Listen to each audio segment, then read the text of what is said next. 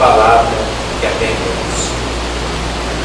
O texto base para a nossa meditação está no Sermão da Montanha, Mateus capítulo 5, versículos 13 a 20. E o tema para essa meditação é o cumprimento da lei é o amor. Que Deus abençoe meditar essas palavras em nossos corações. Amém. Queridos irmãos e irmãs em Cristo Jesus, nesse mês de fevereiro, nós estamos, a partir do domingo próximo passado, meditando sobre o maior sermão que Jesus proferiu quando esteve aqui na terra. O maior sermão, o mais belo, o mais profundo, que está registrado na Bíblia e que é conhecido também como o Sermão da Montanha. E ali, nesse sermão, Jesus fala do caráter, das virtudes que acompanham o Filho de Deus, o verdadeiro cristão. Jesus começa, como falamos no domingo próximo passado, falando das bem-aventuranças. Quem é que é bem-aventurado diante de Deus? Diríamos hoje um abençoado.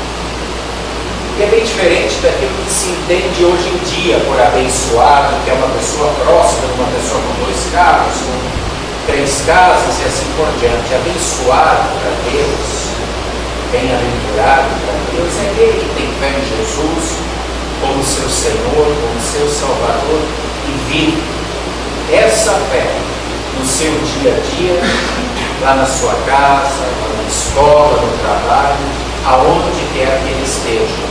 Ele vive uma vida diferente da maioria das pessoas. E é por isso que nós meditamos na semana passada sobre as bem-aventuranças, onde Jesus inicia dizendo: os bem-aventurados são os humildes de espírito. Não são aqueles orgulhosos que acham que sabem tudo ou que se autoexaltam.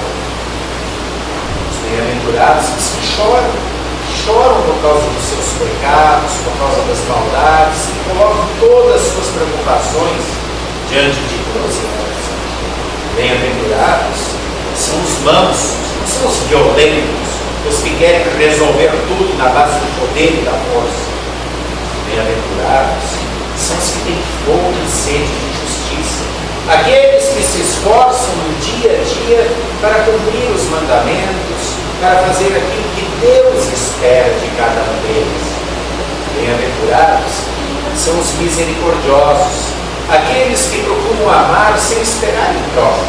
Amar mesmo aquelas pessoas que talvez não merecem. Bem-aventurados são os limpos de coração, aqueles que não têm maldade, aqueles que querem realmente interpretar tudo da melhor maneira. Bem-aventurados são os pacificadores. Não são aqueles que vivem criando intriga, fofoca, fugir, mas aqueles que procuram harmonizar a situação. Viver assim incomoda. Viver assim realmente perturba e atrai a zombaria e até a perseguição das outras pessoas, porque o cristão, vivendo dessa maneira, ele não se encaixa. O mundo é feito de caixas, onde todos têm o mesmo dom. Todo mundo faz. Se todo mundo leva vantagem, por que eu não posso levar também? Mas se todo mundo é corrupto, por que eu não posso ser também? Mas se toda firma tem caixa doce, por que também não pode ter também? Se ninguém fala em sinal vermelho, por que eu tenho que estar lá? Se todo mundo engana o imposto do leão, por que eu tenho que pagar tudo direitinho? Se todo mundo faz sexo antes do casamento, fora do casamento, por que eu nunca respeitar a lei de Deus? O cristão, ele não se encaixa, porque ele não deve satisfação para todo mundo. Ele não anda com a moda. Por isso que Paulo diz: nós não nos conformamos com o presente século. Nós usamos a nossa razão para ter um culto diário diante de Deus. buscando satisfação no carinho. Eu sempre gosto de dizer que o cristão não é como um peixe morto que a correnteza vai levando. Ele é um peixe vivo. E o peixe vivo é aquele que na Piracema nada contra a correnteza, porque ele vai buscar a nova vida, colocar seus ovos, criar a nova vida lá onde ele recebeu a vida, lá na nascente. O cristão, ele nada contra a correnteza, porque ele está sempre procurando dar satisfação do seu doador da vida, a Deus. Então ele não se encaixa, ele é diferente daquilo que o mundo pensa. O mundo vive no toma lá da cá, fazer por onde? Pode mais quem chora menos. O mundo é dos espertos. O que vale é o ter, é o poder, é a aparência, é o belo. O que vale é o sucesso, é a prosperidade. É assim que o mundo pensa. Por isso que a Bíblia diz que Satanás cegou o entendimento das pessoas e tornou-se o Deus deste século. As pessoas não param mais para raciocinar da seguinte maneira: isso é bom ou ruim para mim, diante daquilo que Deus espera de mim. Não.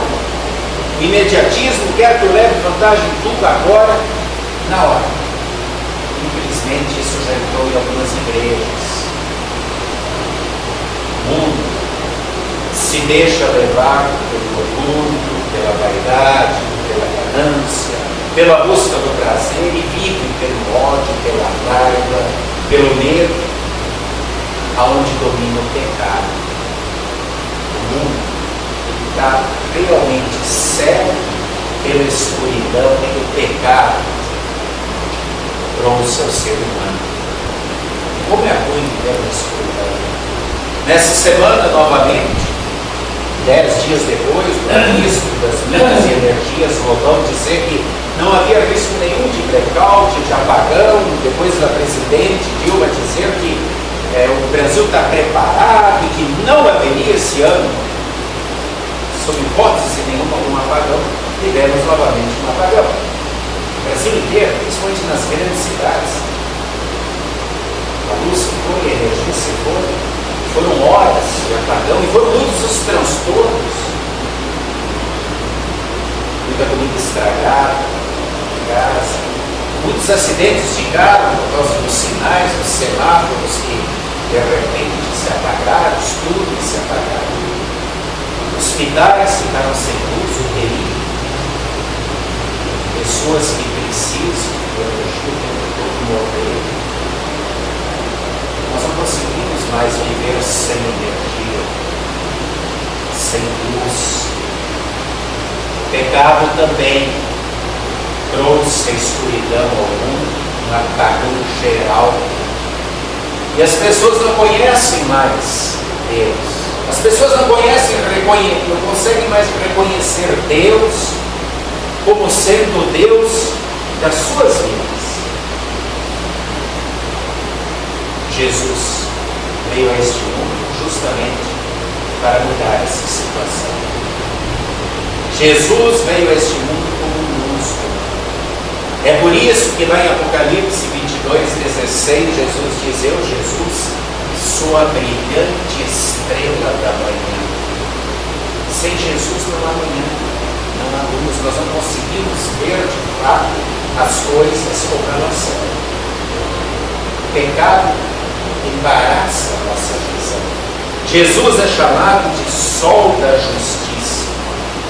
Jesus veio novamente nos reconciliar com Deus da vida, do qual nós nos afastamos por causa do pecado, por causa do orgulho, por querermos ser Deus e não deixar Deus ser Deus de nossa vida.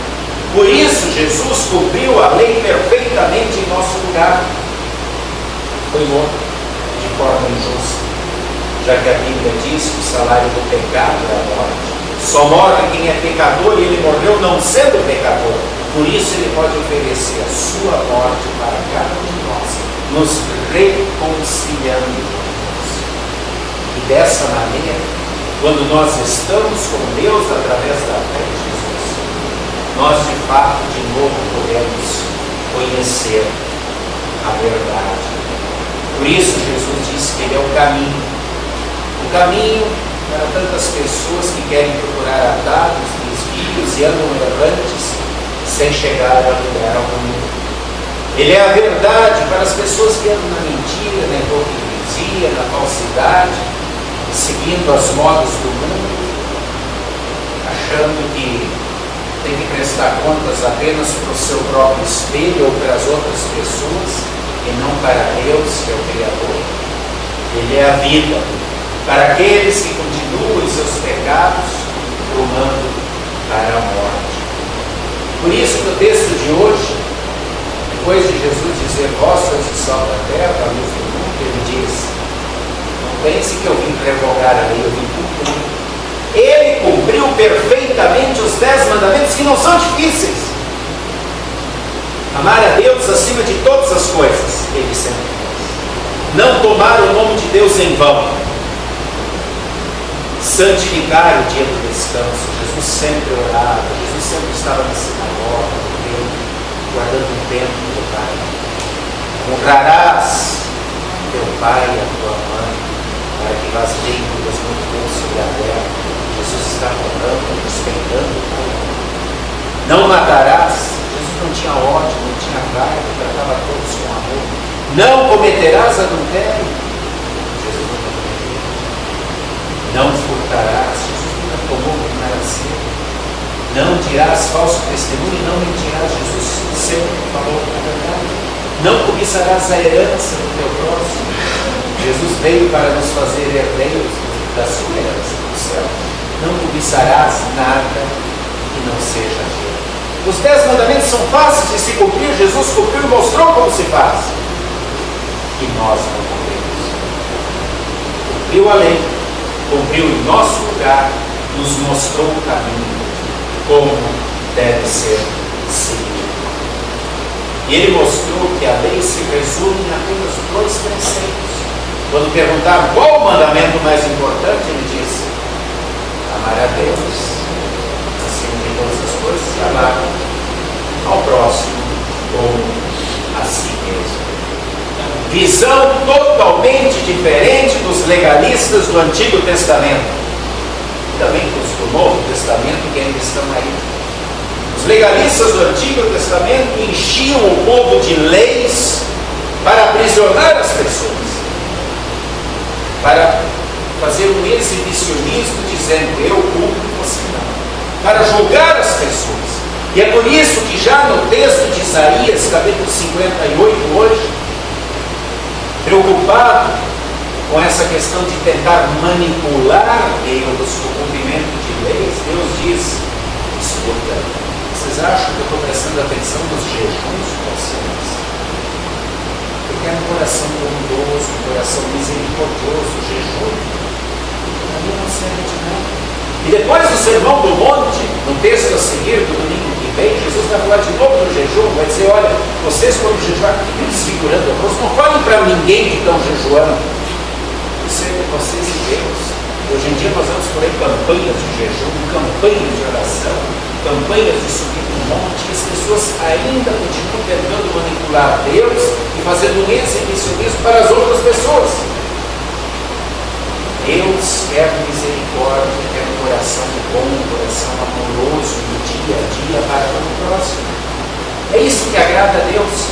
Por quê? Porque Ele demonstra o seu amor por nós e quer que nós bebamos desse amor, demonstrando esse amor às outras pessoas. Lá em Oséias, capítulo 6, versículo 6, lá no Antigo Testamento também, Deus chama a atenção das pessoas que queriam manipulá-lo através de ofertas, de holocaustos, e Deus diz: eu não preciso de bois, de touros, de holocaustos, de ofertas, eu quero um coração misericordioso. Hoje ainda são inúmeras as pessoas que querem manipular Deus dessa maneira. Quanto mais você ofertar, mais Deus vai te abençoar. Você vai ser próspero. As pessoas não acreditam. O legalismo, ele aprisiona. E ele só é bom aos próprios olhos de quem o pratica. Eu não bebo, eu não fumo, eu não me visto dessa maneira, eu não uso isso, eu não uso aquilo, portanto eu sou melhor do que você. E isso causa autoexaltação e orgulho. E o orgulho é o pecado que fez o diabo ser expulso do céu. O orgulho é o pecado que fez Adão e Eva ser expulsos do paraíso. O orgulho é o pecado que Deus aponta nos fariseus e diz que vocês são hipócritas. Olhando o cisco, sugerindo no olho do irmão de vocês, quando eles não cumprem as leis que vocês cumprem, quando vocês não tiram a cravo que tem no olho de vocês. Passado tanto tempo, será que nós nos aprendemos a lição da misericórdia, do amor? Como é que vive o cristão? Mas pastor, se não é com o cumprimento de todas essas leis, como é que eu vivo o cristão? Voltando à lição anterior, os bem-aventurados são os humildes de espírito, não os orgulhosos, não é alta exaltação. Bem-aventurados são os que choram por causa dos seus pecados, por causa da sua incapacidade, colocam tudo diante de Deus. Bem-aventurados são os mansos, não os violentos, os poderosos. Bem-aventurados quando os seus próprios pecados, tentando acertar todo dia. Bem-aventurados são os misericordiosos, aqueles que usam de amor, mesmo para aqueles que não têm como retribuir. Lembra o que Jesus disse? Estive com fome, me deste de comer, estive com sede, me deste de beber, estava prisioneiro, pobre. Vocês me acudiram, mas quando? Quando vocês fizeram isso com os pequeninos, eu coloquei todo dia ao vosso alcance. Bem-aventurados os limpos de coração, aqueles que não querem o mal dos outros. Bem-aventurados os pacificadores, aqueles que não causam intriga, fofoca, inveja, mas que procuram harmonia. É assim que vive o cristão. E quando ele vive assim, então sim, nós podemos ouvir a palavra do Evangelho de hoje, onde Jesus diz: vocês são o sal da terra. Vocês são diferentes. Vocês não são como aquelas caixas empilhadas que são tudo iguais. Não. O sal, ele não possui o dom de salgar a si mesmo. Ele salga os alimentos. Nós não salgamos a nós mesmos. Deus nos dá esse dom de salgar, de dar gosto ao mundo em que vivemos, que é um mundo sem gosto, é um mundo de ódio, de inveja, de ganância, de orgulho. O sal serve para conservar os alimentos da podridão do pecado. Nós mostramos o perdão que é dado de graça por graça em Jesus. Claro que às vezes o sal precisa ser usado numa ferida. Se você colocar o sal numa ferida, ela vai queimar, vai arder, mas vai cicatrizar, porque vai matar a bactéria. Às vezes você tem que apontar o dedo para alguém que está adulterando e dizer: não adulterarás. O sal na ferida não é com o objetivo de matar a bactéria. Não furtarás, honrarás, respeitarás, amarás o teu pai e tua mãe. Não cobiçarás. Sim, o sal machuca também. É sempre com o objetivo de restaurar. Vocês são a luz do mundo. Jesus diz: a gente não pode esconder uma cidade que está edificada em cima da montanha. As cidades antigamente elas eram colocadas em cima das montanhas com dois objetivos. Primeiro, proteção. Ficava mais fácil de se proteger dos inimigos, precisava subir. Mas o segundo grande motivo, e é esse que Jesus está apontando, é o de iluminar. A pessoa estava longe, na escuridão, e via as luzes lá em cima da montanha, sabia que lá estava a cidade. Era o ponto de referência para voltar para casa.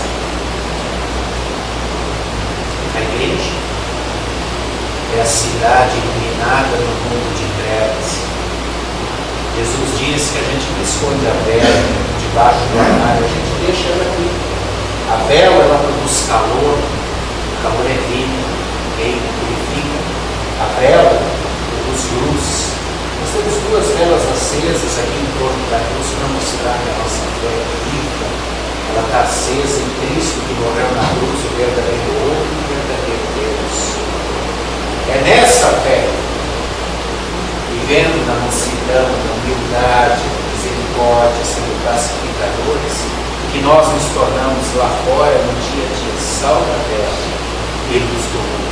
E quando nós vivemos dessa maneira, o amor a Deus, deixando Deus ser Deus da nossa vida, sempre, em primeiro lugar, o amor ao próximo, aí nós não precisamos nos preocupar com o versículo mais delicado desse texto, que é o último versículo, onde Jesus diz: se a vossa justiça não exceder em muito a dos escribas e fariseus, vocês nunca entrarão nos céus. Os pastores fariseus, eles tinham mais de 250 leis só para eles. Ser mais justo do que isso, a lei dos legalistas sempre aprisiona. A lei de Jesus libera. Essa é a diferença. A lei do faça por onde para conquistar alguma coisa, ela te aprisiona e ela tenta manipular coisas. A lei que aponta para Jesus e diz: está consumado, fiz tudo o que precisava ser feito por ti. Ela te liberta das amargas do pecado, abre o céu e faz com que você viva uma vida de gratidão a Deus, dizendo: muito obrigado, Senhor, por cada instante de vida. Muito obrigado pelo perdão. E assim como tu me amas, eu também quero amar, sendo sal da terra, luz do mundo, sendo manso, sendo humilde de coração, chorando os meus pecados, tendo sede, fome de justiça, sendo pacificador, sendo misericordioso. Essa é a lei do amor. E essa lei é fácil de cumprir quando se realmente está na fé. Porque o movimento da lei é o amor. E essa é a lei que nós cumprimos. Que Deus nos declara justos, não pelo que fazemos, mas porque Ele fez por nós e porque por tudo aquilo que Ele faz através de nós ao mundo, que ainda está em trevas, precisa da luz de Jesus, que ainda se encontra num apagão geral por causa do pecado, que precisa dessa luz para conhecer o caminho, a verdade e a vida.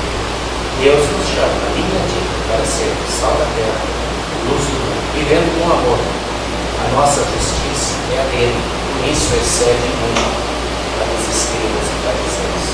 Que assim seja. Amém.